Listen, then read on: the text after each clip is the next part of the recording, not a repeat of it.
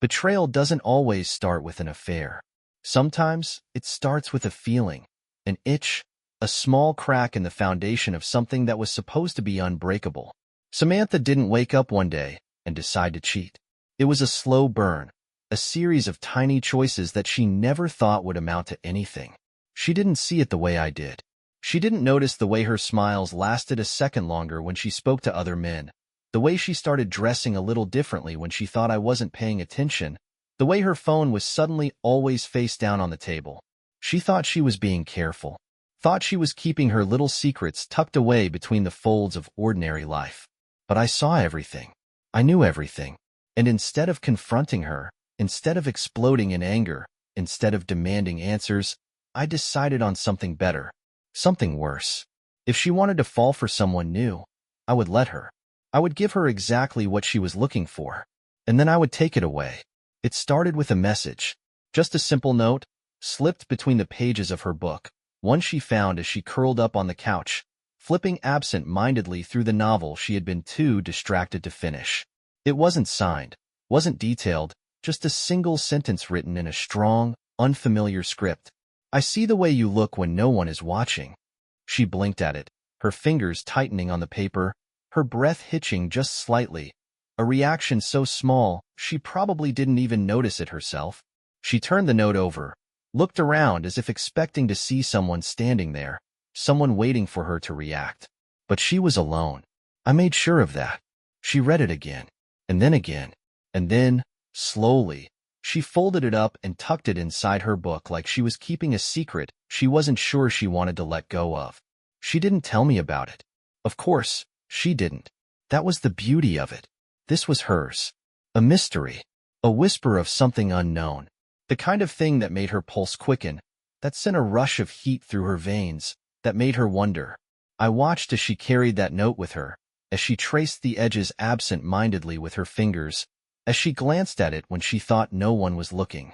I could feel it working, the curiosity building, the first thread of temptation wrapping around her like a vine, pulling her towards something she couldn't name.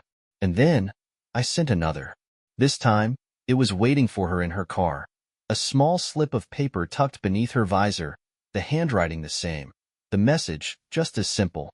I know what you want, even if you don't. I pictured the way she gasped softly, the way her lips parted, the way she hesitated before reaching for it. She wasn't scared. She should have been, but she wasn't. Because fear and desire sometimes wear the same face. She looked around again, scanning the parking lot, searching for the shadow that had left this behind. But there was nothing. No one. Only her heartbeat, fast and uncertain, hammering against her ribs as she folded the note carefully and placed it in her purse. That night, she was different. Restless. Distracted. She laughed at my jokes, but I could see the way her eyes were distant, the way she kept glancing at her phone even though no messages were coming through. She had a secret now, something just out of reach, something that felt dangerous and thrilling and new. I let her have it. I let her hold onto that feeling, let her wonder, let her mind run wild with possibilities. And just when I knew she was aching for more, just when I knew she had started looking for the next note, for the next whisper of something forbidden, I made my next move. She found the third note in her coat pocket, right before she left for work, her fingers brushing against the folded paper, her breath catching in her throat as she pulled it out. I wonder if you'd smile like that for me. She stared at it for a long time. Too long. Long enough that she nearly forgot I was in the kitchen, watching, waiting, drinking in every second of her hesitation, every flicker of indecision on her face. I saw the way she chewed on her lip, the way she swallowed hard, the way her fingers trembled just slightly before she shoved the note back into her pocket, smoothing her hands down her coat like she had something to be guilty about. She didn't say a word to me as she left, but I didn't need her to, because I had already won. She was thinking about him, and he didn't even exist. With each new note, Samantha sank deeper, lost in this strange, forbidden thrill, this sweet unknown, this idea that somewhere out there, this man who saw her in a way no one else could. She searched for the next note, her fingers pausing as she opened her purse, as she checked her pockets, as she got into her car, almost disappointed when she found nothing. I watched her expression change, this obsession growing inside her, this hunger for the attention she felt she was missing. And when I felt her impatience turn to need, I gave her more. She found the next note on the armrest of the car, her heart pounding in her chest, her breath catching, her hands shaking slightly as she unfolded the paper. I love watching you miss me. I knew she would reread those words, that they would haunt her all day, that she would sit at her desk, staring absently at her computer, tracing the edge of the note with her finger, her lips parted, her mind far from work. She couldn't tell anyone, not even her best friend, because who would understand? Who wouldn't judge? She was married. She had a stable life. She shouldn't have these emotions. But she liked it. The excitement. The mystery. The feeling that someone was noticing everything about her, even the things she hadn't realized. And it drove her crazy. I saw her bite her lip when she thought about it, the way she ran her fingers down her neck when she was alone, the way she looked at herself in the mirror in a new way, with some youthful, forgotten audacity, with a sparkle in her eyes that she didn't have with me. But if she knew the truth, if she knew it was me, her beloved, devoted husband, she would crush every feeling, every adrenaline rush, every fantasy I had planted in her head. I let her wait, let her yearn for a new message, let her feel that languid, sweet anticipation. 2 days, no note, no hint, no sign. She became nervous, absent-minded. Her fingers trembled when she picked up the phone, but there was nothing there. I saw how she tried to hide her disappointment, how she looked around at the cafe, the parking lot, the office, as if she hoped to see him. Her fantasy had already made him real. She imagined his smile, his confidence, his touch, although no one had ever touched her. And when I felt she was on the edge, when I knew she craved him as she had never craved me, I struck again. The first message. She stepped out of the shower, wrapped in a towel, when her phone vibrated on the nightstand. I saw. She stepped out of the shower, water still dripping down her shoulders, a towel barely clinging to her chest, when her phone buzzed on the nightstand. She froze. Her fingers trembled slightly as she reached for it, as if she already knew it was him. Unknown number. A short message. You looked stunning today. Her eyes widened, breath catching in her throat, heart hammering violently against her ribs. She spun around, scanning the room as if someone might be there, as if she could feel eyes on her, but she was alone. I watched from the doorway, unseen, as she stared at the screen, unable to look away, unable to process what she was feeling. Fear? Excitement? A mix of both? She hesitated before typing. Who are you? I let her wait. Let the tension build. Let the unanswered question consume her. 10 minutes passed. Then 20. Then an hour. She paced the room, never setting her phone down, her face flushed, her lips parted in anticipation, checking her messages over and over again, hoping, praying for a response. And just when she was about to break, just when I knew she was seconds away from messaging again, I finally answered. Someone who sees the real you. Her breath hitched. I knew, at that moment, she was lost. She was already mine. She wanted to believe in him. The perfect stranger. The man who noticed her, who admired her, who spoke to the version of herself she secretly longed to be. She wanted him to exist. So I made sure he did. I crafted him carefully. Every message tailored to what I knew she craved. The mystery. The forbidden thrill. The words she wished I would say. The attention she thought she was missing. The passion she was chasing in the darkness. I know you feel unseen. I see what no one else does. I think about you more than I should. I could see it in her eyes, in the way she carried herself, in the way she checked her phone every 5 minutes, in the way her fingers hovered over the screen, waiting, waiting, waiting. She wasn't living in reality anymore. She was living for him. She stopped being herself.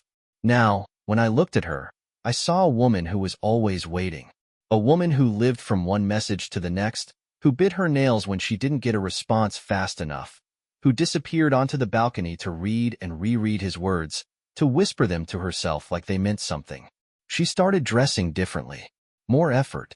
More subtle details. A softer curl in her hair. A different shade of lipstick, a little longer in front of the mirror, because somewhere, somehow, She believed he was watching. Then, one night, when she thought I was asleep, I heard the quiet tap of her fingers against the screen. A message she hesitated to send. One that took her 5 minutes to type, but only a second to regret. Sometimes I think I'm losing my mind. I waited. Let her sweat. Let her second-guess herself. Then I answered with the words that would completely ruin her. Then why does it only happen with me? She held the phone to her chest like it was sacred. She was falling. She was drowning. She was in love with a man who never existed. She was slipping away from reality, drowning in a fantasy she believed was real, and I could see it in everything she did. The way she carried her phone with her everywhere, the way she checked her messages before even saying good morning, the way she lingered in front of the mirror, adjusting her hair, touching her lips, making sure she looked perfect for a man who didn't exist, a man she had fallen for without ever seeing his face, a man I had created piece by piece, word by word, feeding her exactly what she wanted to hear, knowing she would cling to it like an addict chasing their next fix, and I made sure to keep her hooked, made sure to keep her craving more, made sure to pull away just enough to leave her restless, leave her wondering, leave her desperate for the next message, the next interaction, the next moment she could escape into the world where she was wanted, where she was exciting, where she was special, and when I knew she was ready for it, when I knew she was past the point of return, when I knew she would do anything to keep this feeling alive, I gave her the ultimate test. I asked her to meet me. I told her I needed to see her. I told her I couldn't take it anymore, that this wasn't enough, that I had to have her in front of me, that I had to feel her, that I had to know what it was like to look into her eyes and see the fire that burned behind them. And she didn't hesitate. She didn't even think. She didn't stop to consider the consequences. She just said yes, just agreed without a second thought, because at that moment, nothing else mattered. Not me, not our marriage, not the life we had built, nothing except the fantasy I had placed in her mind. And I watched her that night as she stood in front of the closet, fingers grazing different dresses, pulling them out, holding them against her body, checking her reflection, smiling to herself, biting her lip, glowing in a way she hadn't in years. And I felt nothing but satisfaction, nothing but triumph, because she thought she was dressing for him. She thought she was making herself beautiful for her perfect stranger. She thought she was finally about to step into the arms of the man who had set her soul on fire. But she had no idea that she was standing in the middle of a trap, that every move she made was a step closer to the moment everything would come crashing down. So I watched, silent, waiting, letting her believe she was on the verge of something beautiful when in reality, she was on the verge of her own destruction. And the next morning, when she told me she had plans, when she barely met my eyes, when she tucked her hair behind her ear and gave me that little nervous smile, I pretended not to notice. I pretended to believe her. I let her walk out the door thinking she was being clever, thinking she was getting away with something, thinking she was finally meeting the man of her dreams, but she wasn't, because when she arrived at the place we had arranged, when she sat down at the table, heart pounding, hands shaking, breath unsteady with anticipation, she didn't see him. She didn't see anyone. She waited, glancing around, checking her phone, looking for a sign, looking for a familiar face. But the only thing that came was a single message, one final text that would shatter her, one final message that would rip the ground out from under her, one final truth that she never saw coming. Because when she opened it, when she read the words, when the reality of what had happened crashed down on her, I wished I could have seen her face. I wished I could have watched her expression change, watched the moment she realized the depth of her own foolishness, watched the moment she understood the betrayal she thought she had been committing had been turned back on her tenfold, watched the moment she saw the truth staring her in the face, because the words on her screen were simple, cold, final, and they said everything she needed to know. He was never real. It was always me. She didn't move, didn't blink, didn't breathe, just stared at the screen like the words might rearrange themselves, like the truth might shift into something easier to swallow, like there had to be some explanation, some trick, some way this wasn't real, but it was, and the way her fingers trembled, the way her lips parted in silent shock, the way her entire body seemed to lock up all at once told me everything I needed to know, told me that she understood, that she had walked right into it, that she had given herself so completely to a lie that she didn't even know how to pull herself back out, and I could almost hear the racing of her heart, the panic clawing its way up her throat, the absolute horror of realizing that every whispered confession, every desperate text, every stolen moment of excitement had been handed not to some passionate, mysterious lover, but to the very man she had betrayed, and I imagined the slow, agonizing rewind playing in her head, every message, every longing look at her phone, every word she had clung to now twisting into something poisonous, something sickening, something that made her want to claw at her own skin because she had fallen in love with a ghost. She had built her desires around a man who had never existed. She had turned her back on our life for a fantasy that had never been real, and now, sitting in that cafe, waiting for a man who would never come, she had to face the truth. She had to sit in it, drown in it, let it consume her the same way she had let herself be consumed by the illusion I had crafted for her. And I wondered how long she stayed there, how long she sat frozen in that chair, how long she held her phone in a death grip, hoping, praying, willing reality to bend itself into something softer, something that didn't make her feel like she was about to be sick right there in front of everyone, because I knew she would try to deny it at first, try to rationalize, try to tell herself there had to be some other explanation, that maybe it was a joke, that maybe she was misunderstanding. But the deeper she thought about it, the more she unraveled, the more every piece snapped into place, the more she realized that there had never been another man, that the fire she had felt, the rush, the obsession, the uncontrollable desire had all been built around words that had come from me, and that meant that I had known everything, that I had read every one of her desperate replies, that I had watched her slip further and further into the affair she thought she was having, that I had controlled every moment, every feeling, every step of her downfall, and by the time that sank in, by the time the betrayal of it wrapped itself around her neck like a noose, she was already falling apart. Because what do you do when the thing you thought was saving you was actually destroying you? What do you do when the love you thought you had found was nothing more than a reflection of your own selfishness? What do you do when the man you thought made you feel alive was the same man you had spent so much time lying to? And I imagined the way her stomach must have turned, the way the cafe around her blurred, the way she must have felt like she was sinking through the floor, and I wondered if she wanted to cry or scream or both. But I wasn't there to see it. I wasn't there to watch her shatter, because I wanted her to sit in that loneliness, wanted her to feel the weight of what she had done without the relief of confrontation, wanted her to realize that there was nothing she could do to fix this, that there was no apology that could undo the humiliation, no excuse that could erase the fact that she had been willing to destroy our life for something that never even existed, and I wondered if she knew at that moment that she had lost, if she understood that there was no way out of this, that she couldn't talk her way back into my arms, that she couldn't paint herself as the victim, that for the first time, she was the one left standing in the ruins, alone, abandoned, ruined by her own choices, and when she finally picked up her bag, finally stumbled out of that cafe, finally made her way back to the home she had turned into a lie, I made sure to be waiting, sitting calmly at the kitchen table, a glass of wine in my hand, her phone in front of me, unlocked, open, every message staring back at her like a graveyard of her own mistakes.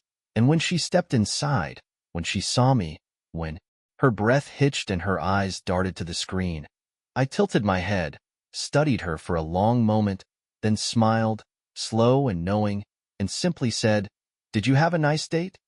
She stood there in the doorway, her skin pale, her lips slightly parted as if she wanted to speak but couldn't, her throat closing around whatever pathetic excuse she was about to offer, her eyes flicking from me to her phone on the table, the messages glowing back at her like an open wound, undeniable, inescapable, a mirror reflecting every single word she had written, every fantasy she had indulged in, every thought she had poured into a man who never existed, and I watched as her body betrayed her, as her breathing turned shallow, as her fingers twitched by her sides, as the weight of realization crashed over her like a tidal wave, drowning her in the truth, in the undeniable, sickening, humiliating truth that she had fallen for nothing, that she had built an entire world around an illusion, that she had destroyed her marriage, her integrity, her dignity, all for a faceless lover who had never even been real. And I waited, silent,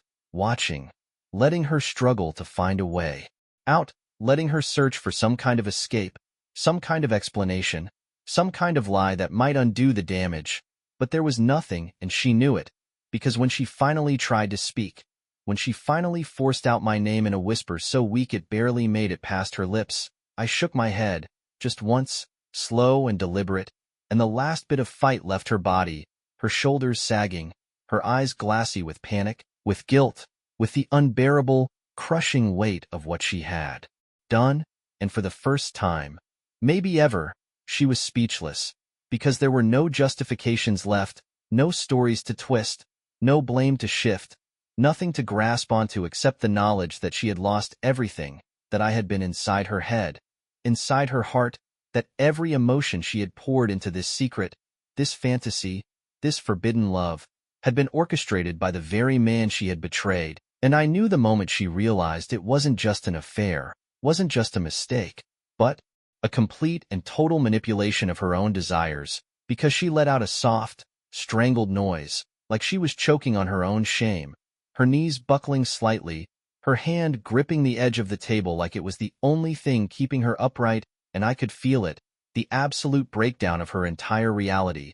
The moment she understood that she had never been in control, that she had never been the one making the choices, that from the very first message, from the very first whisper of temptation, I had been pulling the strings, guiding her, feeding her exactly what she wanted to hear, shaping her every reaction, leading her deeper and deeper into a trap she had never even seen coming, and I wanted to let her sit in it, wanted to let her drown in the silence, but I was done waiting, done watching, done pretending that any part of me still saw her as anything but pathetic, so I picked up her phone, turned it toward her, let her stare at her own words, let her read every desperate confession, every secret longing, every promise she had made to a man who never existed, and then I spoke, my voice calm, steady, not angry, not sad, not even disappointed, just cold, just final, just true, and I said, "Do you even know who you are without someone telling you?" And she flinched, like the words had cut her, like I had just reached into her chest and crushed whatever was left of her pride in my hand, because she knew the answer. She knew she had spent her entire life molding herself into whatever version of herself someone else wanted, knew she had always sought validation, always needed to be desired, always chased the feeling of being wanted, and that was why it had been so easy, why she had fallen so hard, why she had never once questioned it, because she had been so desperate to be adored that she hadn't even stopped to ask if it was real, and now, she had nothing, because it hadn't been real, and the man she had poured her heart into wasn't a man at all, just a reflection of her own pathetic need to be seen, and I watched as her face twisted, as something inside her shattered completely, as the reality of what had happened broke her, and for a moment, I thought she might fall apart right in front of me, might beg, might drop to her knees and sob, might try to explain, to justify, to make me believe she hadn't meant it, but instead, she just stood there, frozen, her lips trembling, her fingers tightening around the edge of the table like she was trying to hold on to something real, and I let her. I let her sit in it, let her exist in the unbearable weight of her own downfall, and then, finally, after what felt like forever, after the air between us had turned to ice, she swallowed hard, her throat working, her voice barely above a whisper when she finally spoke, and all she said was, "What happens now?" And I just smiled, slow, cruel, victorious, and said, "Whatever I want." She didn't move, didn't blink, didn't breathe, just stood there waiting, expecting, hoping for something she could hold on to, something that might give her control, something that might give her an escape, but there wasn't one, because I wasn't done. Because this wasn't about giving her a way out, this was about making her feel the weight of every decision she made, about making her understand that she had given herself to a lie, that she had destroyed everything for a fantasy, that she had handed over her trust, her body, her love to someone who had never even been real, and now she was mine. Now she had nothing, no safety, no stability, no way to rationalize what she had done. Because this wasn't just an affair, wasn't just a mistake. This was a choice she made over and over again. and I was going to make sure she felt that choice for the rest of her life. So I took a slow step toward her, watched the way her body stiffened, the way her breath caught, the way her lips parted, like she was about to speak but thought better of it, because she didn't know what I was going to do next, didn't know how far I was willing to go, didn't know if I was here to hurt her, to destroy her, to leave her, to make her beg, and that fear, that uncertainty, that panic in her eyes was exactly what I wanted, because for the first time, she was the one who didn't have control. She was the one who was at my mercy. And when I finally broke the silence, when I finally let the words spill from my lips, they weren't what she expected, because I didn't scream. I didn't yell. I didn't curse her name or demand answers. I just said, "Sit down." She hesitated, blinking rapidly, like she thought maybe she had misheard, like maybe there was some trick, some deeper meaning to the words, but there wasn't, because this wasn't about her anymore, wasn't about what she wanted or what she thought she deserved. It was about me, about what I wanted, about what I had planned, and she knew it. She could feel it, because for the first time since I had uncovered the truth, she didn't argue, didn't protest, didn't ask why. She just obeyed, stepping forward slowly, lowering herself into the chair at the table, hands gripping the edge, knuckles white, jaw clenched so tightly I thought she might shatter her own teeth, and I let her sit there, let her drown in the silence, let her feel every second of the moment stretch and suffocate her, let her body lock up with anticipation, because I wanted her mind racing, wanted her to cycle through every possibility, wanted her to wonder what I was going to do next. But I already knew. I had always known, because this had never been about revenge, never been about screaming or breaking things or punishing her in the way she might have expected.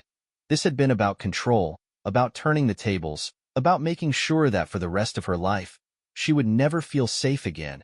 And when I finally moved, when I finally sat down across from her, setting her phone between us, I saw the way her shoulders tensed, saw the way her eyes darted to the screen, saw the way her throat worked as she swallowed hard, waiting, bracing, breaking, and I smiled, slow and easy, because she had no idea what was coming next. "You're going to do exactly what I say." Her breath hitched, fingers curling into the fabric of her dress, nails digging into her palms, chest rising and falling too quickly, and I knew she wanted to fight, wanted to push back, wanted to pretend she still had some power here, but she didn't.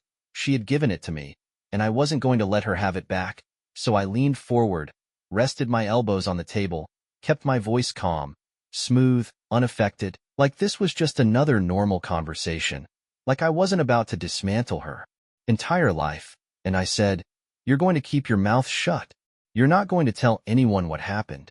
You're not going to cry to your friends. You're not going to look for sympathy. You're not going to try to make yourself the victim. You're going to wake up tomorrow and pretend like none of this ever happened. You're going to look at me the way you did before. You're going to love me the way you thought you loved him. And if you don't..." I tilted my head slightly, watching the way her breathing stuttered, the way her pulse visibly throbbed in her throat, the way her whole body seemed to tighten as I dragged out the silence, and then I reached into my pocket, pulled out a small flash drive, and placed it on the table between us. She stared at it like it might explode. Then I sent everything. A sharp inhale, a strangled sound, a flicker of panic so raw, so deep, so visceral that for a moment, I thought she might actually pass out, because she knew exactly what I meant. She knew what was on it, every message, every confession, every dirty little secret she had shared with her phantom lover, and if that got out, if that landed in the wrong hands, if that ended up in the inboxes of the people who mattered, her family, her friends, her co-workers, then it wouldn't just be me who saw her. For what she truly was, it would be everyone, and she wouldn't be able to lie her way out of it, wouldn't be able to rewrite the narrative, wouldn't be able to paint herself as anything other than exactly what she had been. A woman willing to throw everything away for a fantasy, a woman weak enough to be played like a puppet, a woman who had lost everything and had no one to blame but herself. I saw the moment she broke, the moment she realized she had no choice, the moment her lips parted, breath shaky, voice raw, barely above a whisper as she finally asked, "What do you want?" And I smiled again, slow, controlled, satisfied, because that was the right question, the only question that mattered, because from now on, I owned her. She was shaking. Not just her hands but her entire body, like the weight of everything was pressing down on her all at once, like she finally understood that there was no way out, no escape, no undoing what had already been done, and I let her sit in that fear, let her drown in the silence, let her heart race and her breath catch because she needed to feel it, needed to understand that from this moment forward, she no longer had choices, no longer had control, no longer had the luxury of deciding who she was, because I had taken that from her. I had rewritten her. I had reshaped her into something new, something that belonged to me, and I watched as her lips parted, as she tried to form a sentence, tried to find some pathetic excuse, some weak justification, something that might make this less real, but there was nothing, and she knew it. So instead, she just sat there, wide-eyed, breathless, broken, waiting for me to decide what happened next, and I took my time, because this moment, this perfect, delicious moment, was what I had been waiting for, what I had built everything toward, the moment where she realized that she wasn't just at my mercy, she was mine, in every way that mattered. Not because I had forced her, but because she had walked right into it, because she had chosen this, chosen to fall, chosen to believe, chosen to betray herself in the worst possible way, and now, she had nothing left except the reality I had created for her. So I leaned back in my chair, fingers drumming lightly against the table, my gaze slow, assessing, dragging over her like I was deciding whether she was even worth keeping. And when I finally spoke, my voice was calm, measured, absolute, because this wasn't a negotiation, this wasn't a conversation, this wasn't a moment for her to plead or reason or beg, this was me laying out the rules, and I said, "You're going to be the perfect wife now." She flinched like I had hit her, her breath catching, her hands gripping the table so tightly her knuckles went white, and for a second, just a second, I saw something flicker in her eyes, something desperate, something wild, something that almost looked like defiance, and I almost laughed, because she thought she still had some fight left in her, thought she still had options, thought she could somehow salvage this, but she couldn't, and I was going to make sure she knew it, so I leaned forward, elbows on the table, voice dropping just slightly, just enough to make her feel it, and I said, "You're going to wake up every morning and kiss me like you mean it. You're going to look at me the way you looked at him. You're going to love me the way you thought you loved him, and you're going to do it with a smile on your face, because if you don't, if I ever get the feeling that you're faking it, if I ever catch even a glimpse of regret in your eyes, then I press send, and everyone sees exactly who you are."